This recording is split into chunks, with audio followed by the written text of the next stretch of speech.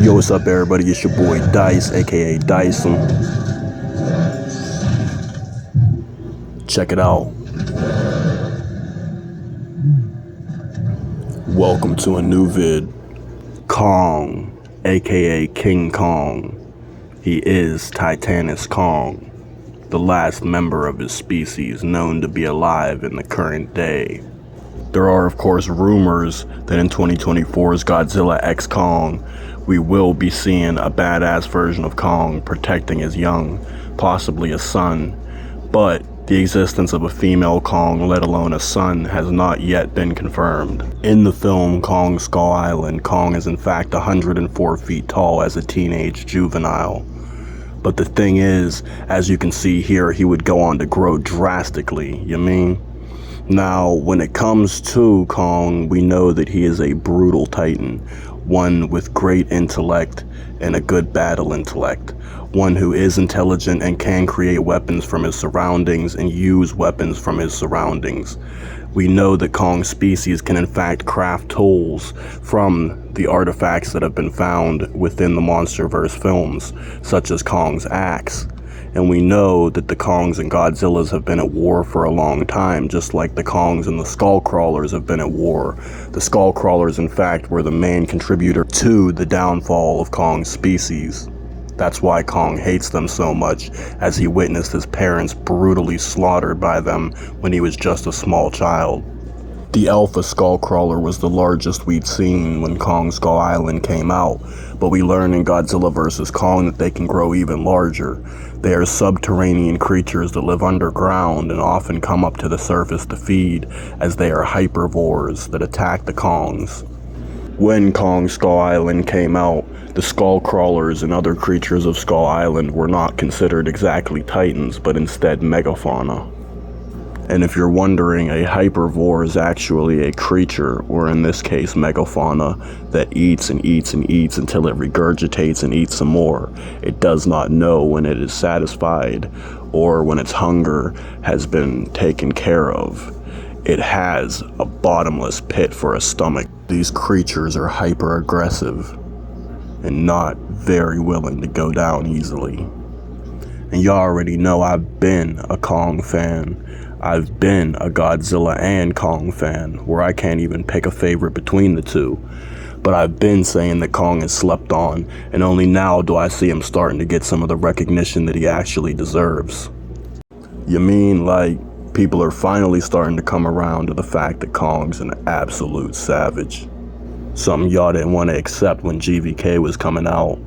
All the Godzilla stans. But anyway, yeah, so Titanus Kong. Titanus Kong was actually a species that communicated with and worked with one another in a way to where they could actually build entire civilizations within the Hollow Earth, and when they were pushed to Skull Island for whatever reasons. Kong's axe was in fact created by his ancestors, possibly even created by the Skar King at some point. It was an axe that was used to kill the Mega Titanus Gojira specimen that we saw in GVK. An axe made of the dorsal plate of a Godzilla and the bone of a Titan as the handle, with the Titanus Gojira specimen's dorsal plate being the axe head. Kong obliterated the Warbats straight up, but we don't know what would have happened with the second Warbat without the assist from the humans in the fight. So we can't be certain on that one, but Kong grew up on Skull Island, having to fend for his life, having to fight powerful, terrifying creatures.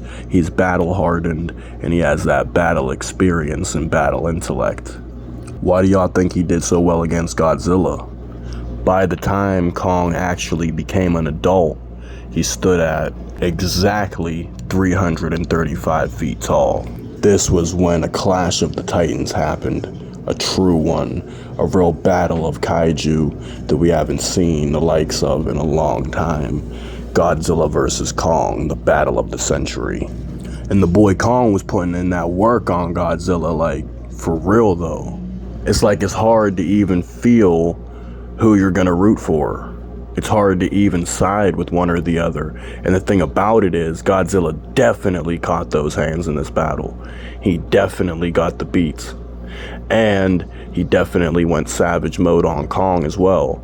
And as we can see here, Kong's axe actually functions as a weapon that can be charged up with the hollow earth energy, or in this case, Godzilla's atomic breath, where it becomes superheated, slicing through Godzilla's thick, durable hide like a hot knife through butter. I've spoken extensively about the MonsterVerse Godzilla in my last video. Go ahead and check it out if you're down to peep it. It's the Godzilla Update 1. But yeah, so Kong, he's definitely very skilled in combat for a simple ape. Because he's not just a simple ape. He's extremely intelligent, even being able to communicate with humans with some sign language. And he's capable of feeling complex emotions and likely having complex thoughts. In fact, we know that the Kongs can think on a higher level than your average Titan. Now the Skar King, aka King Skar, he appears to be a member of Kong's species as well, or at least he's some kind of similar Titan. One that's definitely interesting. The Skar King is said to be larger, and he is possibly even more powerful than Kong. And his eyes glow blue as if he has the hollow earth energy radiating through him, coursing through him, as if he has the power source that powers Godzilla, or something along those lines. Now it is said that Titanus Shimu could actually possibly be the war titan of Skar King. He could be controlled by Skar King either telepathically or through training. Now, check out my previous videos if you guys are interested in the topic. I am a massive Titan and Kaiju fan, you feel me? So I will be making more videos on the topic in the future and on similar topics. But anyway, it's been your boy Dyson, and I'm outie.